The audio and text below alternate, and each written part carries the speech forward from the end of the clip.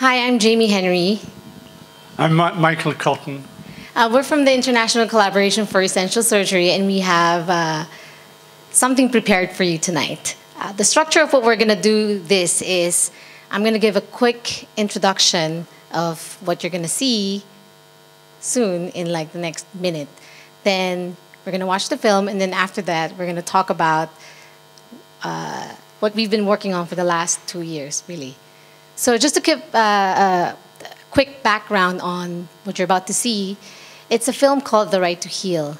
And it's really been a personal story and a personal journey on my part, where I was born and raised in the Philippines, and for 25 years really lived in a place that has been full of idiosyncrasies, and it's a paradoxical society where you have shanty towns next to high-rise condominiums, and people are comfortable with that inequality and inequity. And I lived with that, but I grappled with it, and I felt that it was wrong from a very deep part of me. And not more so than in healthcare that I felt that it was very wrong, where people who have money have more access to basic services, where I felt that it should be for everybody. So with that question, and combined with my passion for surgery, and in a particular experience where I traveled from Manila, which is the center of, which is the capital, to a remote island, and we traveled for a day to the mountains. And I'm sure a lot of you will have a lot of experience with this. We brought everything with us, medical surgical equipment, and we found a small school and transformed it into an operating room. We scrubbed the floor clean, and and said we opened shop. And when that happened, hundreds of people came out with big masses they've been living with for years, children with deformities. And I stood there and I was like, why only now, where we're here and we only planned this, and what will happen if we didn't plan this, if this didn't happen? And those were the questions that I couldn't get out of my head for many years. So I went into medicine, and then from the Philippines, I went to the US and WHO and asked a lot of questions. And from all of that, and all of the why isn't the world doing something about this, I came down to one final decision, which was, you know what, maybe we have to let the patients tell the story for themselves and let the world decide. So that's what we tried to do. We took the camera and went to 7 countries, and we talked to the surgical patient, and we let them tell the stories. We also talked to the experts on the ground, the surgical providers, or the providers who are day in and day out really doing a lot of the work, and as Matthias said, with extraordinary strength and extraordinary will. So this is the result of that year-long effort. It's called The Right to Heal.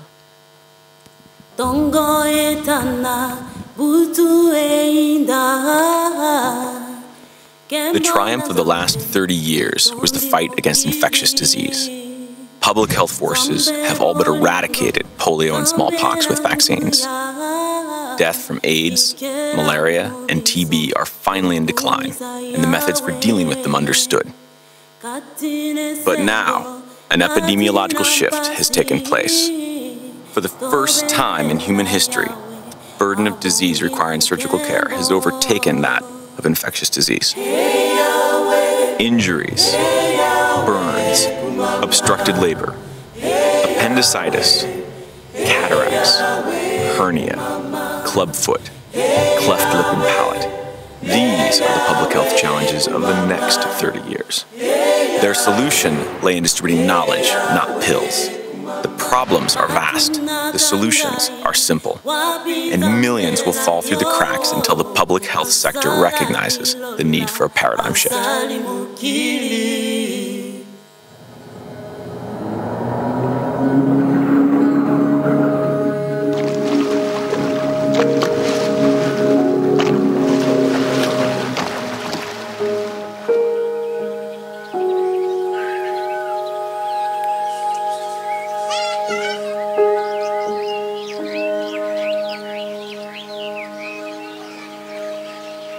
Anak ko po si Rodney Manlapas, 7 taon. Pagkatapos nanganak ako sa kanya, Ang kanyang paa naman ang kapansanan niya. Rodney, like 1 in every 1,000 children, was born with clubfoot. This condition is unknown in the developed world because it can easily be fixed at birth. Had anyone on the island been trained, some plaster and gauze could have been used to make a cast that would have corrected his feet. Now, he will likely be disabled for the rest of his life.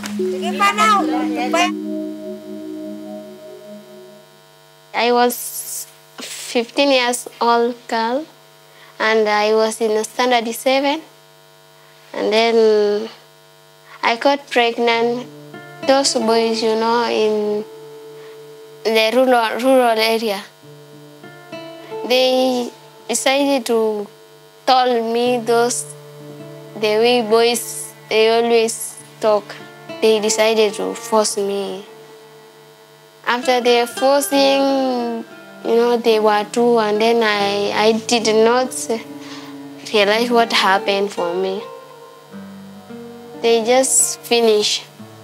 I went home and told my mother, and then my mother told me that you agree with them, so there's nothing like they forced me. You agree with them and you are ready to do those things, and you will find your home where you will be staying. It's not here. Labor pain started, and after that, they take me to hospital. It take almost 4 days. Priscilla had obstructed labor, a condition common in very young mothers or mothers who are malnourished. By the time she received medical attention, the doctors were forced to cut her dead baby from her body. After the operation, they took me to ward, and then I stayed there for 1 week, and then I saw the leakage of urine. Fistula is a hole in the birth canal between the vagina and the bladder or the rectum. And this is caused by a neglected labor. For me, a fistula is a failure of the system. And a woman who has a fistula ends up leaking urine, feces, or both. And this is an extremely distressing condition. So we have in CCBRT a whole ward full of victims of neglected labor. The road to complete eradication of fistula is easy. You just need to make timely surgery available. Injuries, obstructed labor, appendicitis, cataracts, hernia, clubfoot, cleft lip and palate. These 7 conditions make up the vast majority of surgically preventable deaths and disability in the developing world. They kill over 5.7 million people every year and have maimed hundreds of millions more. We are calling them the neglected surgical diseases. They're called neglected because until now, they have been ignored by the people setting the public health agenda. The poorest third of the world received less than 4% of all the world's surgical procedures, even though more than 90% of deaths from childbirth and road traffic accidents can be found in those areas. The worst hit countries have almost no surgeons. Burundi has 10 million people, but only 15 surgeons in the whole country. Rwanda has less than 50 surgeons for a country of 11 million people. We consider surgery to be a luxury only for those who can afford to pay for it, hence its absence in any public health discussion. The reality is, these conditions are too expensive not to treat.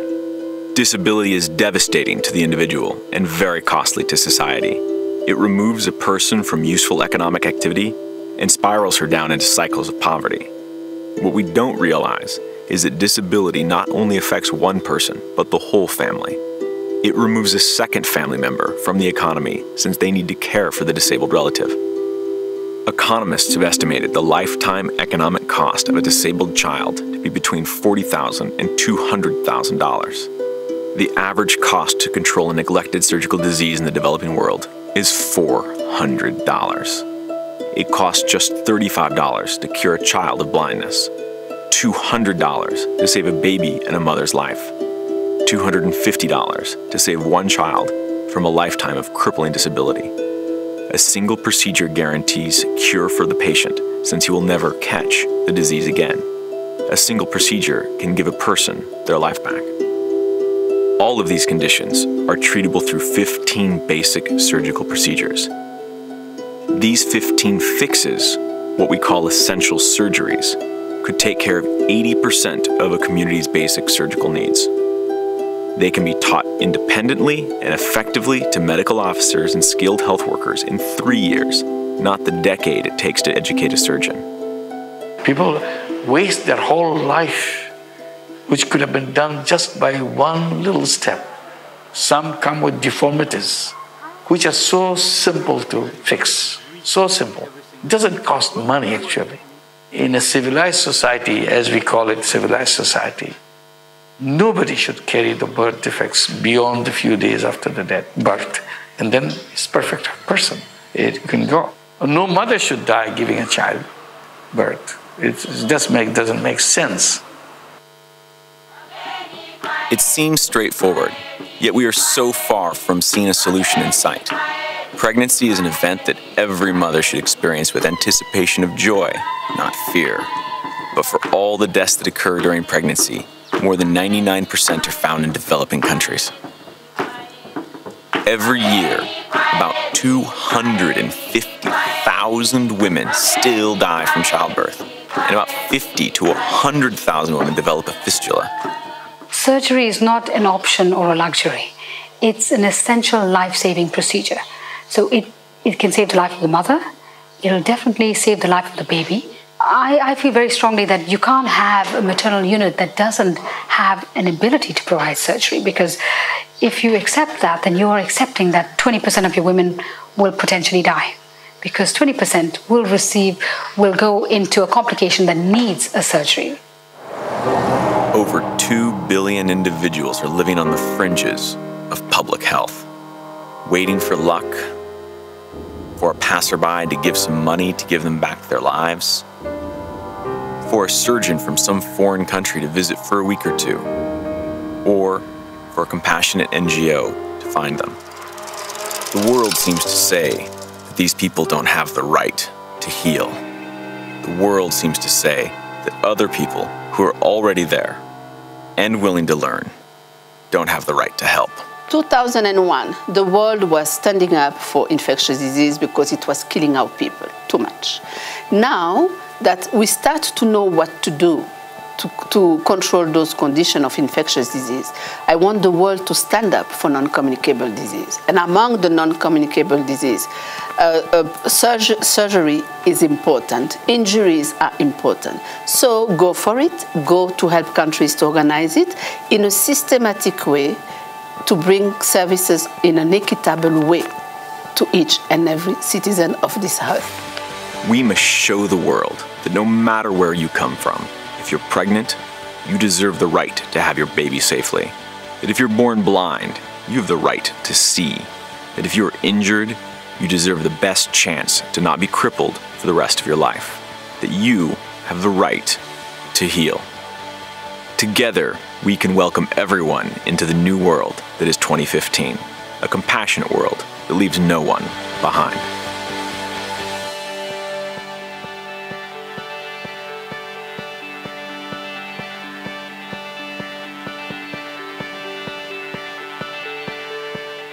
What progress we've made and what the developments are. But for those of you who are a little bit new to this topic, I'd just like to give you a little bit of an introduction. The need for surgery is self-evident. We don't need to tell ourselves this, but we need to tell the world this, and particularly the organizations that organize health for the world.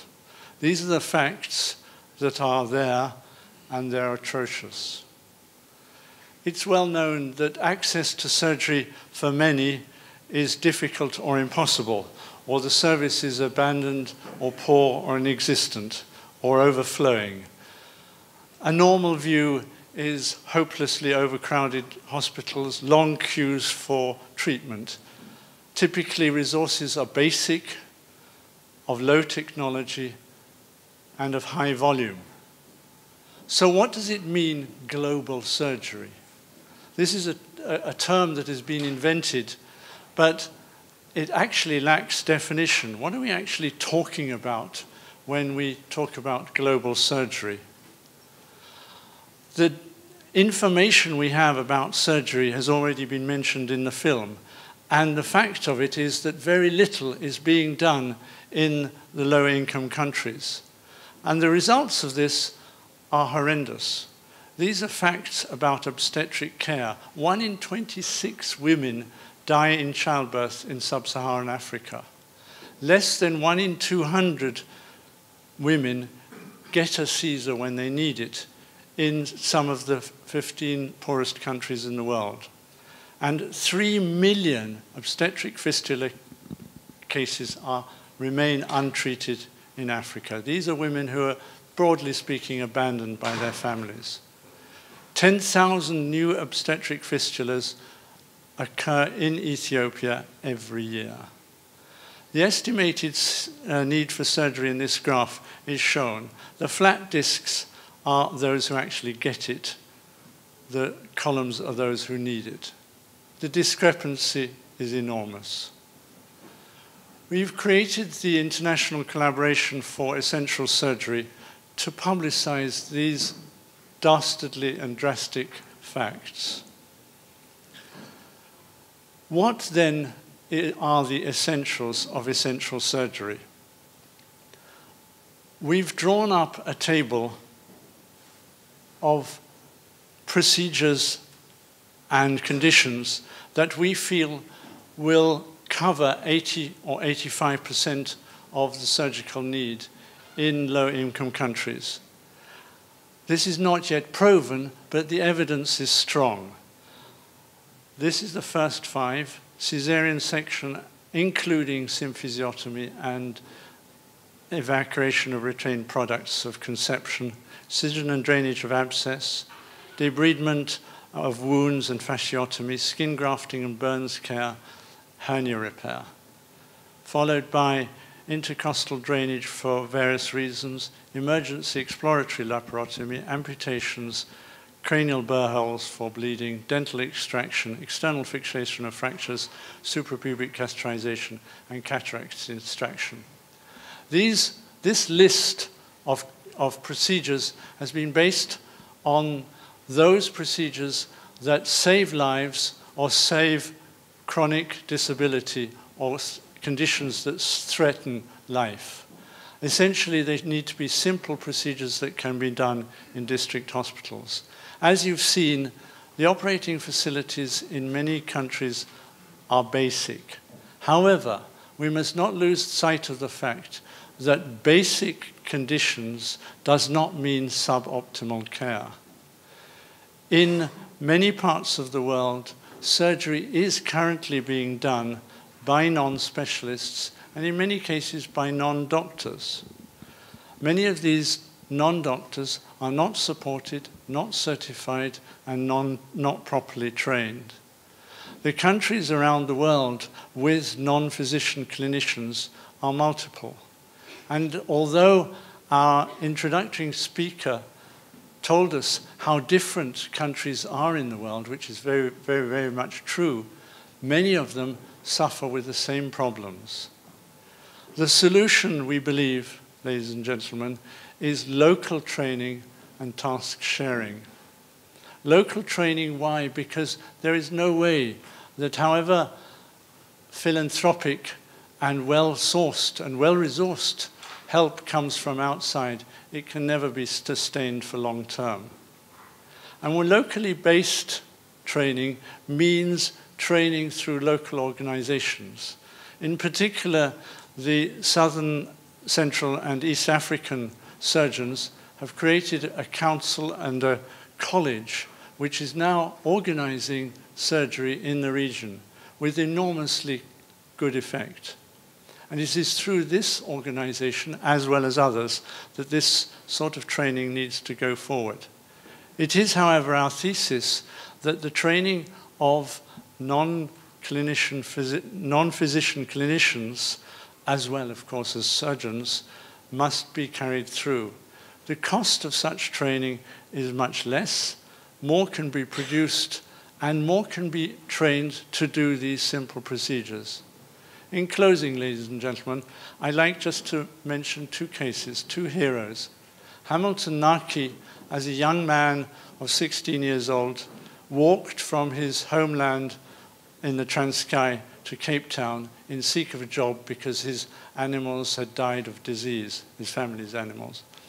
He got a job as a caretaker of the tennis courts at Grootskroer Hospital in Cape Town.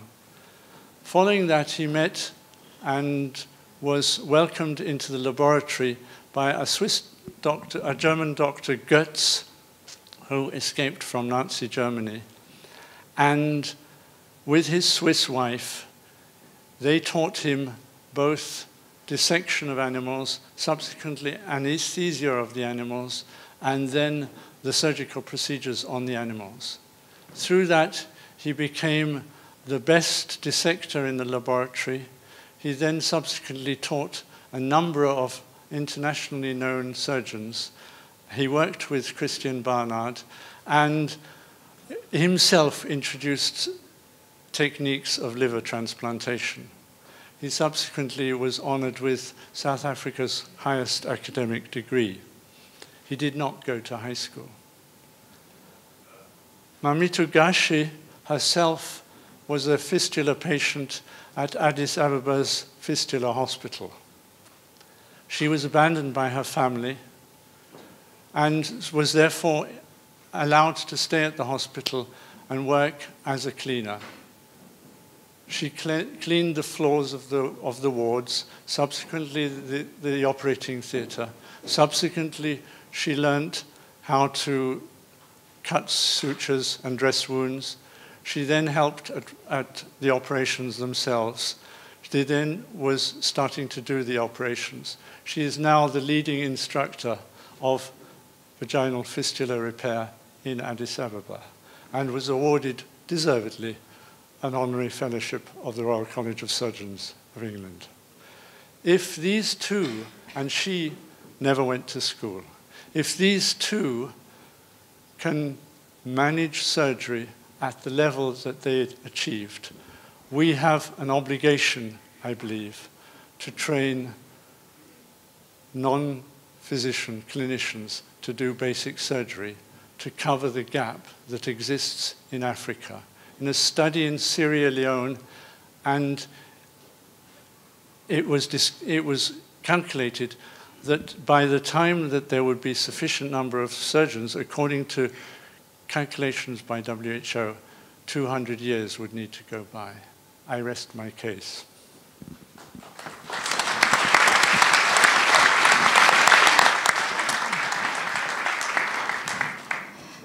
So let's shift focus a little bit. Michael, thank you so much. That was very good. You did a very good job in laying the situation on the ground. So we said there's a huge problem and it needs a huge solution, and we can't do it on our own. Heroics aren't going to solve this problem. It's not going to be one person. It's not going to be two people. It's going to be, it has to be a global effort.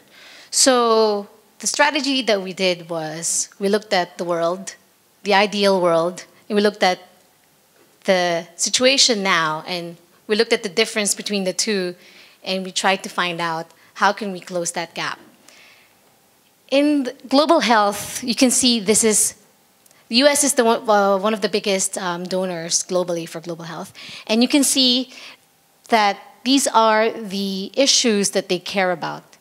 And surgery is not even part of other. We looked at health policy. We looked at the World Health Organization resolutions.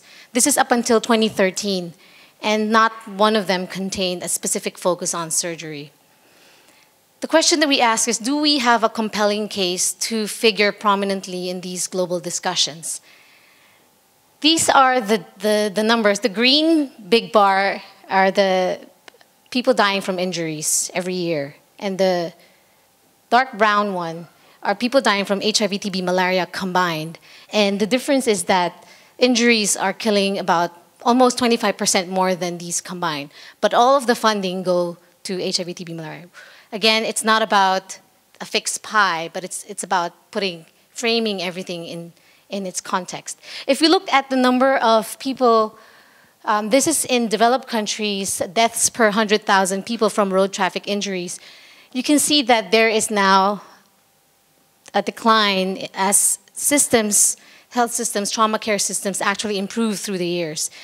In developing countries, though, in the year 2000, there is a World Health Organization resolution on violence and injury prevention, focusing on car safety, seatbelt laws, pedestrian safety. There's a bump in the deaths, but then it continued that way.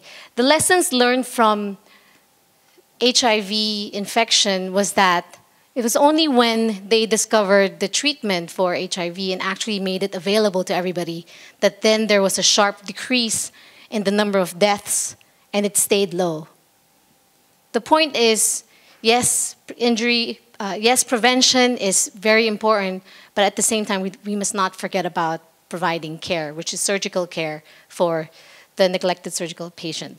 And if we looked at elements of success in other global health campaigns, these are the elements that have been studied and published by the Center for Global Development, that there is predictable, adequate funding from international and local sources, there's political leadership and champions, there's a technological innovation within an effective delivery system at a sustainable price. For a lot of infectious diseases, when vaccines became readily available and they were able to bring down the cost of that changed the world. For surgery, it's a different problem. We have to figure out how can we package surgery into a pill and effectively deliver it en masse. And we need the brightest minds to come up with a solution for that. Also, there's technical consensus about the appropriate biomedical or public health approach. We need to all agree on just a couple of possible solutions, or even agree on one single message. There's good management on the ground, local leadership and local champions, and effective use of information. For example, metrics. How do we track success? What is the value? What do campaigns bring? As mentioned earlier, we had an ISIS board meeting. The Millennium Development Goals is a perfect example. 8 big goals for the world. Are they perfect? Well, a lot of people argue that it misses a lot of things. However, since the year 2000, when this was accepted and ratified by the world, we have seen significant gains in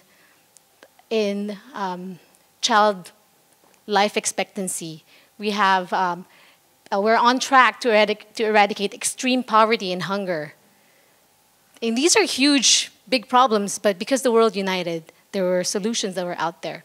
Which brings me to 15 by 15, which is, what is 15 by 15? The simple thing is that, well, let's make 2015 the year for surgery, and how do we make that happen? How do we bring the world, how do we bring to the world's attention the need and the problem for surgery? What we did was, well, let's focus on 3 things because we can't do everything. Advocacy, data, and policy. By policy meaning to influence policy. And the strategy has been mostly building partnerships and engagement. Firstly, for advocacy, we created the Right to Heal, which is what you've seen. And so far, we've had more than 100 screenings in 60 countries. It was reviewed at The Lancet and hosted at the Lancet website, which is a general medical journal, as most of you will know. And it's an advocacy tool. And the 30-10-3 means there's a 30-minute version, there's a 10-minute version, and a 3-minute version.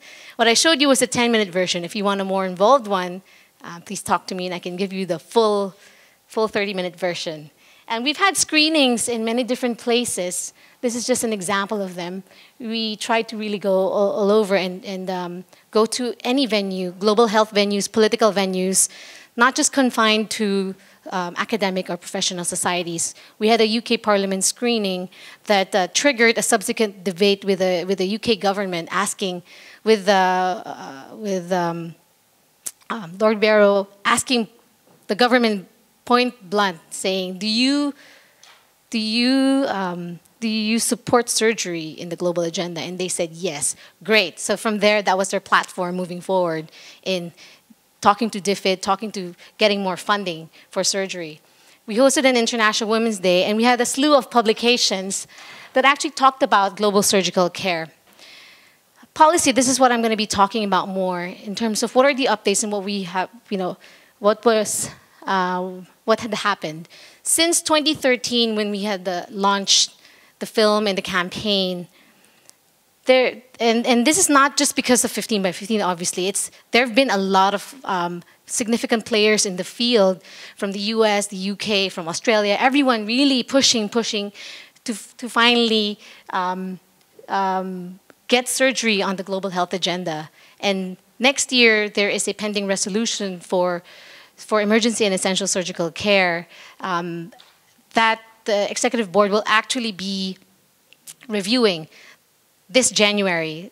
And that is not a 100% done deal, meaning there needs to be continued support and pressure from the whole community. And these are the other events that we have organized in collaboration or have been present in collaboration with other groups. The message that I wanted to say is that it's not just us or one people, it's a lot of people all over the world doing all of these things. Meaning there is a loose collaboration of 30 or more organizations that have been kind of working together here or there, and they are a lot of powerful groups working, and we've been working together with them.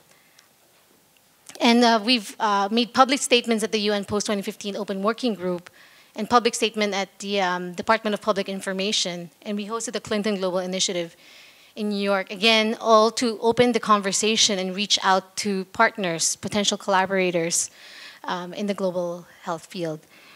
We were able to get the support of the mission, the government of Tanzania, when they made a statement about supporting essential surgical care for empowering women and children. And these statements are important because they are political statements. And these are the things that we can keep and take with us when we bring our advocacy all over. Metrics. We've been advocating also for surgical metrics because you can't really manage what you can't measure, can we? And Matthias actually had that slide early where this just happened actually 2 weeks ago, last week. We held an information session at the American College of Surgeons, and we were saying, we need to work together, we need to work together. So there was a challenge that was issued to us.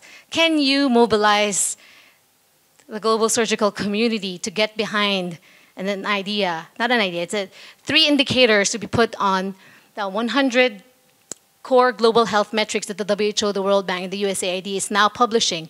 And these core global health indicators will be the basis for future conversations for the post-2015 Sustainable Development Goals, for example. And within 48 hours, we issued a call, and it was a snowball. It wasn't just us. It was, can you reach out to your network? Can you reach out to your network? And everyone put together, can we get the Dutch and the Germans on board?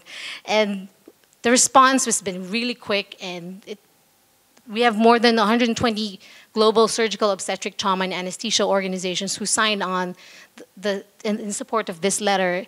And we've received word from the WHO that they are strongly considering now changing the 100 core global health metrics to include surgical care. And this has implications even when you and I are gone. This is something that's already in print, and that's the power of that. And really, the vision is that in the future, we will be able to keep score and we'll be able to say, are we making progress on a global level? And this is just an example. This is not anything. It's just, just a vision of how it can be. So what's next? As I've alluded to, a loose network of organizations that have been working together for the last 2 years. And it's all about advocating for surgical care in the global agenda. And we said, why not formalize this partnership and have everyone have a voice? And it's not any one person being the leader or whatnot. It's everybody being leaders in their own right and leading their own countries, leading their organizations, leading their specific voice to this advocacy for surgery. And that's something that is up and coming. And again, I'm not going to spend a lot of time talking about this here, but if you're interested, we'll talk about that later. But I'd like to encourage you, again, in your own capacity, to call your specific Minister of Health or country level contact to support the WHO resolution on surgery. And we have our website that I'll be flashing later on. And if you would like to become an ISIS member, please let us know. So this is my last slide, just showing how we can all go up the stairs together and walk together. And just to put the framework for how does essential surgery and global surgery fit into the whole picture, in our personal opinion, we feel that essential surgery is the baseline, is what we should all say. Every district hospital or every first referral level hospital should have these minimum basic services that every person should have access to, no matter who you are, where you come from, what level of life you are. You should be able to have that. And that's really tier one. And then from there, once they have the basics, you have the running water, the electricity, like the infrastructure that's there, and then we can begin to ramp up. And tier three, more complicated procedures. And we want to go towards high quality, safe surgical care for all. And that to me is global surgery. And the strategy that we should have is something that's globally responsive and that we can also measure and track ourselves through time. And that's it. Thank you so much for your time.